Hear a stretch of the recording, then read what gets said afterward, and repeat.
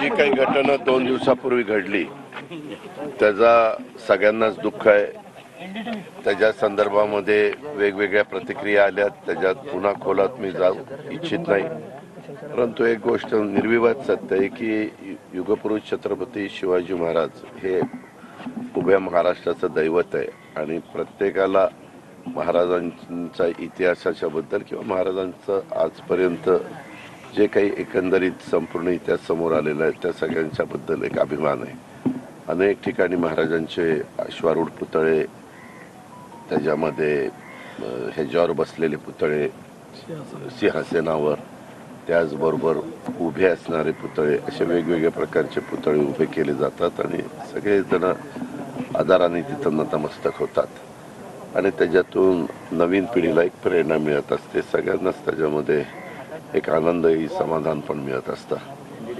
परंतु मध्ये जी काही घटना घडली त्याच्यानंतर बरेच वेगवेगळ्या प्रकारच्या प्रतिक्रिया उमटल्यात। राज्य सरकारने स्वतः राज्याच्या मुख्यमंत्र्यांनी पण सांगितले, उपमुख्यमंत्र्यांनी पण सांगितले, मी पण आपल्याला सांगतो, आपल्या मार्फत राज्यातल्या तमाम जनतेला सांगतो की पुन्हा अतिशय महाराजांच्या नावाला साजेसं अशा प्रकारचं स्मारक इथं उभं करण्याचा निर्णय त्या ठिकाणी झालेला आहे।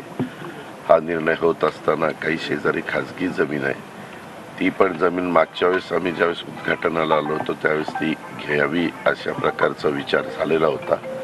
मी काही आत्ता अधिकाऱ्यांशी बोललो, त्यांनी सांगितलं की ते खाजगी व्यक्ती द्यायला तयार आहे ह्या सगळ्या इथल्या कामाच्या करता। जो काही त्याचा मोबदला असेल, त्याची जी किंमत असेल, आपण व्हॅल्युएशन करतो तशा पद्धतीने व्हॅल्युएशन करू आणि फार बारकाईनं लक्ष देऊन पुन्हा अतिशय उत्तम पद्धतीचा पुतळा त्या ठिकाणी उभारला जाणार आहे।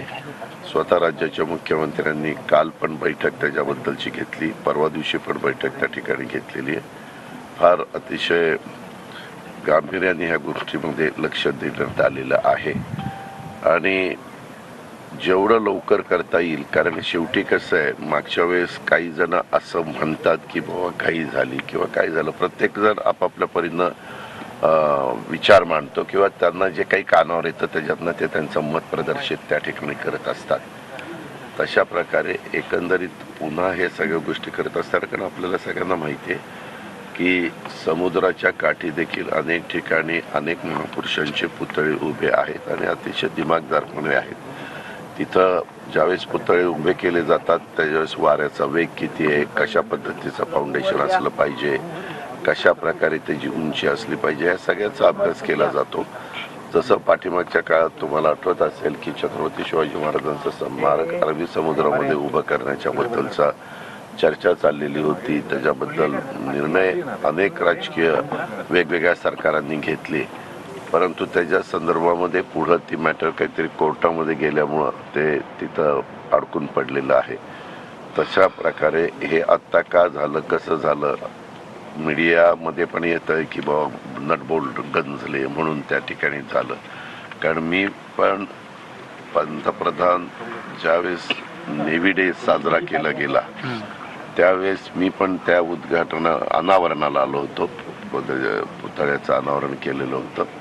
देवेंद्रजी होते, एकनाथराव होते, रवींद्र चव्हाण साहेब होते, स्वतः प्राईम मिनिस्टर होते, ACS PWD होते, असे सगळेच लोक त्या ठिकाणी होते आणि त्यावेळेस उद्घाटन अनावरण करून सगळे निघून गेले आणि त्यावेळेस तर सगळं व्यवस्थित दिसत होतं। परंतु आता ह्या खोलात जाऊन मी मागेही आव्हान केलेलं आहे की ह्याच्या पूर्णपणे डीपमध्ये जाऊन जे कोणी दोषी असेल त्यांच्यावर त्या ठिकाणी कारवाई केली जाईल। अजूनही काही जण व्यक्ती सापडत नाहीत ज्यांनी पुतळ्याचं काम केलं, परंतु ते पळून पळून कुठं जाणार आहे, महाराष्ट्राच्या तर बाहेर जाऊ शकत नाही किंवा देशाच्या बाहेर जाऊ शकत नाही, त्यांनाही त्या ठिकाणी शोधलं जाईल आणि त्यांच्याकडनं देखील काय त्यांचं म्हणणं आहे, काय कशा पद्धतीने सगळं झालं म्हणजे शहानिशा केली जाईल, हे मला आपल्याला अतिशय नम्रतापूर्वक रामसुतार